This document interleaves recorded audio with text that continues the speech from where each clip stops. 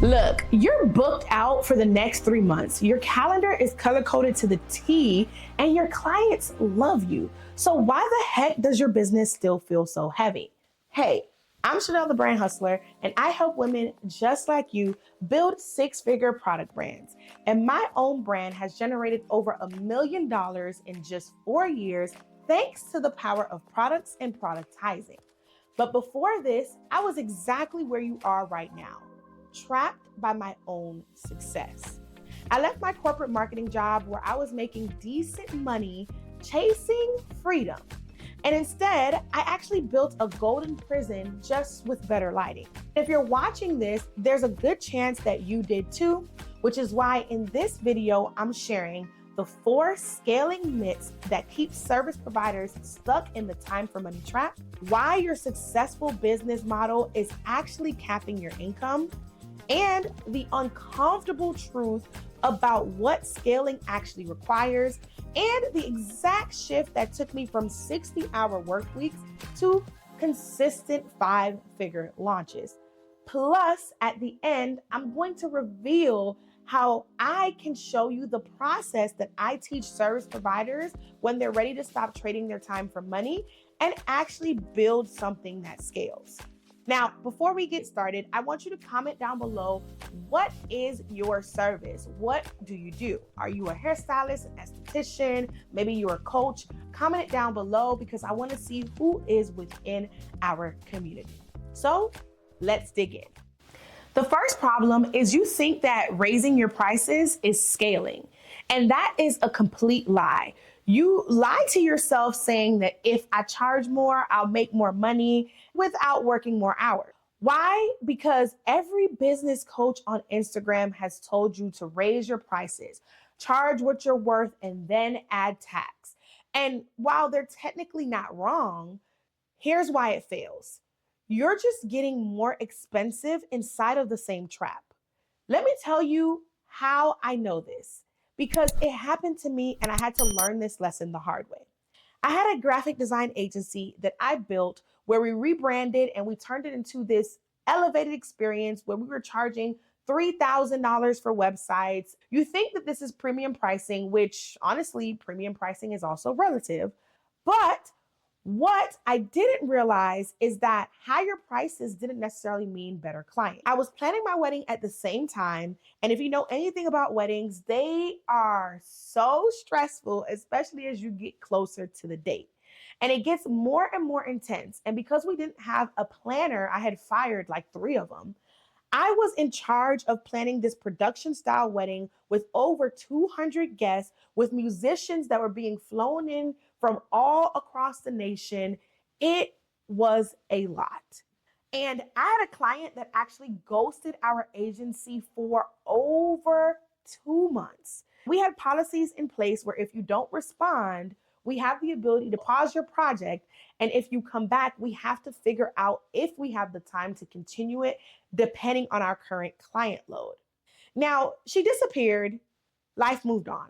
She came back months later, demanding that her website be completed in the next week. Freaking ridiculous. We absolutely were not doing that. We explained our policies and explained exactly what had happened and told her why. Would you believe that this client decided to find my personal Instagram where I was sharing doses of my wedding planning journey, then sent me a lengthy email about how I was spending too much time planning my wedding while she was waiting on her website. Mind you, I had a complete team at this point. We had a lead designer, another graphic designer, a website designer, a project manager. All I did was execute the vision and give strategic direction. And of course, I had to approve everything. Now, because she got all personal in my business, I felt a little bit of ways about this, okay? And what I had to tell myself is, if this is what is happening at a $3,000 level, what would happen if I continue to raise my prices? This moment taught me something most service providers don't realize until it's too late. And that is that premium pricing doesn't necessarily buy you freedom. It buys higher expectation. And this is the kind of thing that I normally would only share with my highest level clients, but this is so crucial that I had to share it with you right now. And I'm going to share the framework that I wish I knew in that moment. So let's go to the dry erase board. I am going to reframe how you think about price. Okay, so the framework is called price, where P stands for plateau, R stands for revenue illusion, I stands for increased expectations, C stands for capacity chokehold, and E stands for the exhaustion cycle. Okay? This is price. Now, what I mean when I say plateau, plateau because in service, there is always a ceiling. Clients will only pay so much for one-to-one labor. If you go and get your nails done by your favorite nail tech, if that nail tech raised her prices to $1,000, would you pay it? Maybe for like your wedding or something. If she continued to raise her prices and she was now $2,500, would you pay it? Probably not. My cap for nails is probably 500 max. So that's what plateau means, because in service, there is only so high you can actually go and be still reasonable. Okay. Revenue illusion means that you feel richer on paper than you actually are, because you're not doing less work, you're just doing more expensive work. Now, what I want you to think about when you think about R in price is luxury brands. Luxury brands, they charge more and they are profitable because they align certain things that make them scarce as well as a premium price. See, what you're doing with your service business, 9 times out of 10, you're raising your prices, but you're still readily available. So all you're doing is just taking anybody who is willing to pay that price. That means that if 90% of people can pay that price, you are still 90% booked out. And that is not the long game. Increased expectations means that higher paying clients want white glove everything. And while something may not be your highest level, to your audience, it may be, especially if you position your brand and service delivery as a premium. And if that's the case, you have to invest more time, effort, and money to deliver that level of service. Now, if you had a product business, would you have to still invest time to make something a premium experience? Absolutely. But what's powerful with products is that you can replicate things and you don't have to be the only one doing said thing. Now, with increased expectations, an example is when I was getting my hair done for my wedding. I paid a little over $5,000 or $6,000 for my wedding hair package. And the reason I paid that much is because I wanted a premium experience, and it included both my mom and mother-in-law's hair for the wedding. It also included the actual extensions themselves and a trial that I was able to time around my bridal shower so I could get my hair done for my bridal shower. Little tidbit there, just in case you're planning a wedding. And then I had them do the install 2 days before the wedding. So I had the hair in during my dress rehearsal. So I technically got 3 styles. And on my wedding day, I got a restyle as well. So I technically got 4 styles, plus both my mom and my mother-in-law's hairstyles. Plus, we all got our hair extensions from them as well.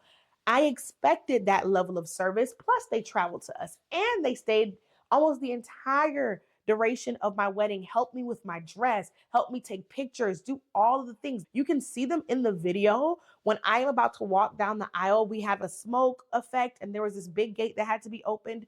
You can see them in the video opening the gate. Okay?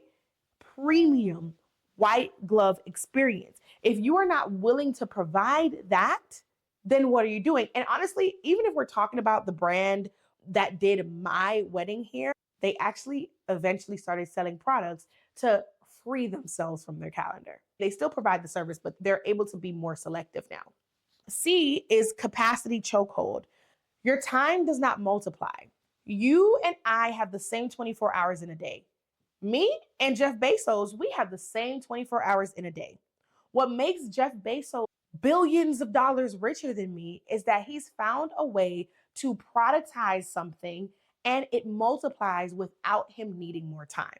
The exhaustion cycle is because eventually you are going to burn out every single time, no matter what you change, what you increase, what you cut. Eventually, if you are aiming to scale your business, your service is going to burn you out and you're going to find a new issue that needs to be resolved. Here's the second trap that you're in right now. You think that more clients means more money. You think that if you just fill your roster, once you're fully booked, you'll be making all the money that you want. How many times has that proven to be not true? More clients should equate to more revenue, right? The math says so. But the reality is more clients actually equates to more time debt. Let me paint the picture for you. In 2019, for Thanksgiving, my boyfriend at the time, who is now my husband, his family flew to Atlanta. We had this mid-rise apartment with this beautiful space that you could rent out with a decked out kitchen, pool table, like literally the golden crystal tic-tac-toes, the whole nine. My mother-in-law cooked all of this food. We took it down there. We took games down there. Everybody is laughing, eating, having a blast. Meanwhile, I'm sitting at a table across the room, glued to my laptop, handling Black Friday campaigns for not one, but 5 clients. See, I didn't even think I got to finish my full plate of food. Clients were calling, texting, emailing, needing me to talk them off the ledge because I had trained my brain to the corporate world that I didn't know how to say no. I said yes to everything. Then, to make matters worse, the next day we went bowling. I had one particular client whose campaign I had already ironed out, but for some reason, she was super nervous about everything. And she decided to keep blowing me up while I'm having family time at the bowling alley. But here's where it gets really, really good. Can I be transparent with you? Say yes if I can be transparent with you in the comments. Say yes, be transparent, Chanel. Look, I had taken on a referral client just 1 month before Black Friday. She was struggling with sales. Her last Black Friday campaign did a little over 10,000 and she had a goal this year to make $60,000. I sacrificed my birthday while I was in Houston and I literally knocked out everything for her brand and marketing campaign. I set up everything, ads, strategized everything, the whole nine. And while her goal was 60K, we ended up falling short a little bit and actually hit $55,000 with a 4x return on her advertising spend, meaning that whatever she put in on ads, she got 4 times as much.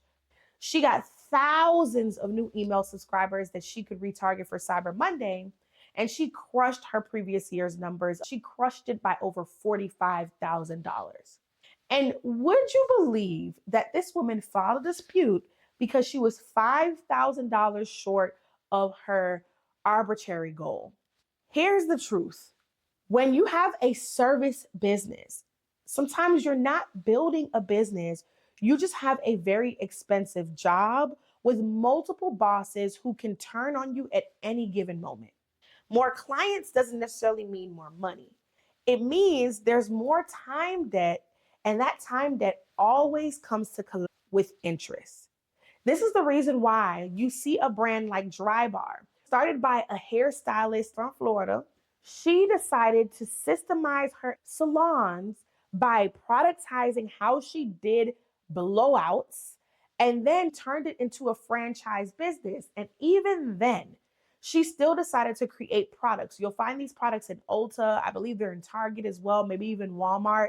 You'll see Dry Bar products because she knew that she had to get from being behind the chair herself. And then eventually she saw that just because she replaced herself with other stylists didn't mean that they weren't going to be glued to their calendars as well. To the point where she actually sold Dry Bar, I think for over $250 million. And now she has a new brand called Messy Hair that is fully physical product. And she used her CEO brand to pivot, which is another point that I would love to dive into because, as someone with expertise, you have the power to build a CEO brand and get paid for posting content, for speaking, and you have the power to shift and take your people with you if you build a CEO brand correctly. So, if that's something that you want me to dive into, if you want me to talk about how I'm able to make 5 figures, 6 figures from brand deals, from speaking and all the things from my CEO brand, how I'm able to start different businesses and build different brands that are so successful, then you probably want to know what a CEO brand is. So comment down below CEO brand and I'll make sure that I put it on my list of videos to record for you really, really soon. Your third issue is you think that posting more will fix your business. We hear that if I go viral, if I post every day, if I show up more online, my income will finally match my effort.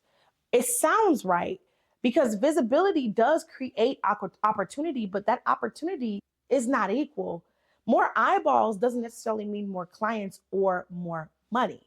What actually happens is you get more eyeballs on a business model that's already maxed out and burning you out. I learned this lesson when I created a post that went absolutely viral. This was back when you needed 10K followers on Instagram to get the swipe up feature. This was before Reels ever existed. I created a signature post style where it had words above an image, like on the Shade Room or blog pages. I had this post that asked people if they were serious and wanted to lock in or whatever to comment a word and I would DM them. Now, this was before ManyChat or any of those automation bots existed. The post went crazy. The reach was over 40,000. It got like over 1,000 comments. I think it was 1,072 comments. I'll put the screenshot here. And over 1,000 people wanted to work with me. It sounds great until I'm literally having to DM every person that commented. I'm now having to have conversations with every person that responds to my DM.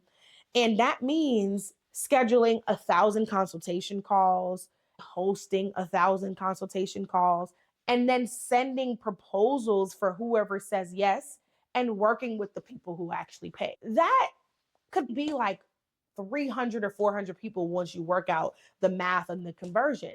And so I broke my own business with my success. And that is why the myth of going viral or posting more every day is not true. You need to have a correct business model in order for visibility to actually feed your business the right way. I'm going to break it down with a framework that I call the visibility trap. So let's go ahead to the dry erase board one more again. This is what I call the viral trap matrix.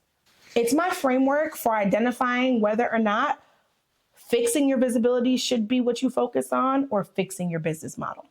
So going upwards, you have visibility, high visibility at the top, low visibility at the bottom. To the left, you have broken business model. To the right, you have strong business model. Now, let's say you had low visibility and a broken business model. You would live over here. And this would be not a good business, okay? Now, this would mean not only are you invisible, but you're also overworked because you have a broken business model. Now, let's say you had low visibility, but a strong model. You would live right here. Your growth would be slow, but it would be sustainable. These are the quiet founders that you never see online because their business on the back end is doing the work without them showing up on the front end. I've had seasons where I didn't have to show up on the front end because my back end was taking care of my revenue.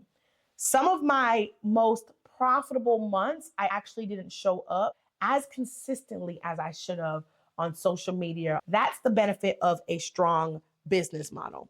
Now, let's say you lived in the top left-hand side, which is high visibility and broken model.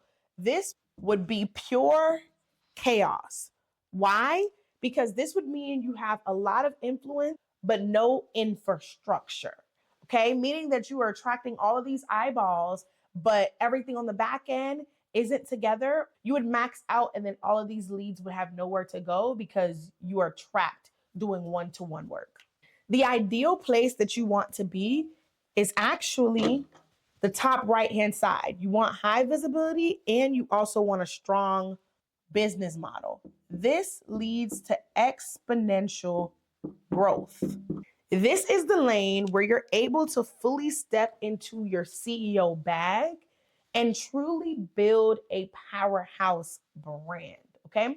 So, this is the visibility trap matrix. Virality means nothing if the model your business is based off of is you tied to your calendar or you tied to the chair. It does nothing for you if 1,000 people want you to do their hair, but there's only 30 days in a calendar and you literally take 3 hours to do somebody's head. The math doesn't math. You would never be able to take 1,000 people as clients who needed their hair done this month. Which actually brings me to the fourth and final lie that you're telling yourself, and is that you think that hard work equals growth. You don't need to work harder to make more money. Successful people don't outwork everyone else. They actually work smarter, not harder. Every success story that you see online talks about the grind, hustling, putting in the hours, all the things, but you know that you deserve more. You know that you want a life of freedom. You know that you want a life of ease. Yes, it's going to take willpower. It's going to take grind and a certain mindset to get to a point. But once it gets to that point, you want to reap the benefits of what you took so long to sow. What sense does it make to be stuck in the service trap where you are grinding time and time again? You're truly just confusing activity with progress. Where if you actually had the correct business model where you can put in all of the work on the front end and automate a good chunk of the later work through systems, processes, and true scaling and expansion, you will actually be able to take those vacations without your clients crying and cursing you out online. You would actually be able to attend those football games or dance recitals. You will actually be able to be present and not have to turn down family gatherings because you need to go do somebody's nails today, or you're booked out for 3 events that you need to do makeup for, or somebody is launching tomorrow and now you have to sabotage your birthday because you need to tend to this client because that is how you make your bread and butter. That is not the goal. So for me, I was so flexible with clients that at the beginning, I would actually even host meetings on Saturdays. I would even drive to my clients' storefronts on weekends to make sure that I got the job done. And then when I started coaching, I had coaching clients who maybe worked throughout the week and I would either stay up super late or allow them to book with me on Saturdays. And one day something happened. I don't know what exactly triggered it, but I asked myself, if in corporate America, I was working Monday through Friday, why am I glued to my calendar on a weekend now that I'm an entrepreneur? And this is not to say that as an entrepreneur, you won't work on the weekend, but I much rather my weekend be dedicated to the work I actually want to do, such as creative work, strategic planning, building my skill set. I don't want it to be glued to somebody else's demands. That's what the week is for. And once I decided that, I just decided that I wasn't going to do weekends anymore. But that didn't stop everything else because of the other 3 myths that I was dealing with when I was offering full services in the beginning. And so the hidden truth is that hard work without the right model just gets you to burnout faster. There's an income ceiling that's built into any business that requires physical presence to generate revenue. You can't scale exhaustion. You can't pass down appointments. You can't build legacy from a client calendar. Let me say this as clearly as possible. Your business isn't heavy because you're doing something wrong. It's heavy because the model can't hold the life that you want. You didn't build a business. You built a time-dependent income system pretending to be freedom. This is what I call the capacity gap. In a service business, Most of your time is locked into fulfillment. The better you get, the more demand you create. But your capacity doesn't grow, it actually shrinks. In a product business model, fulfillment doesn't expand with demand. Distribution does. Visibility does, which means your income can grow without your life collapsing. You don't have a motivation problem. You have a capacity problem. And this is why so many talented, booked out women stay stuck. Not because they lack discipline, not because they need to work harder, because their business model gives them no room to grow. The Booked Out to Sold Out Challenge exists to close that capacity gap. Inside of the Booked Out to Sold Out Challenge, I'll show you how to extract the scalable product that's hiding within your service and help you build a clear path to your first 10K launch without burning yourself out. If this video described your life just a little bit too accurately, you need to be inside of this challenge. When you sign up, you'll also get my Productpreneur Guide, which breaks down the 5 costly mistakes that service providers make when creating their first product, and I share exactly how to avoid them. You don't need more clients. You don't need more hours. You need a business that can hold the life that you want.